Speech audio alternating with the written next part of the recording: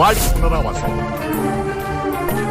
నాకు వనవాసం. మన కోసం తపన పడ్డ వ్యక్తులకి వారి కుటుంబాలకి అండగా ఉండాలి. వాడికి హైదరాబాద్ లో డిస్కో,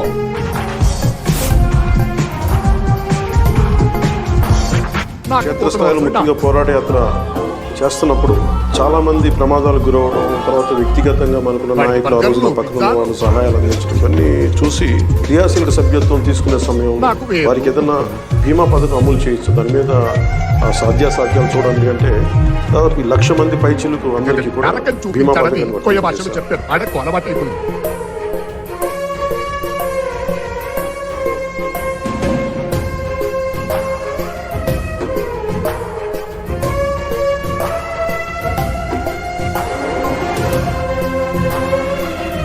ప్రతి నియోజకవర్గంలో కూడా జన సైనికులు, వీర మహిళలు, జనసేన నాయకులు ప్రతి ఒక్కరు ముందుండి ఈ ప్రోగ్రామ్ని విజయవంతం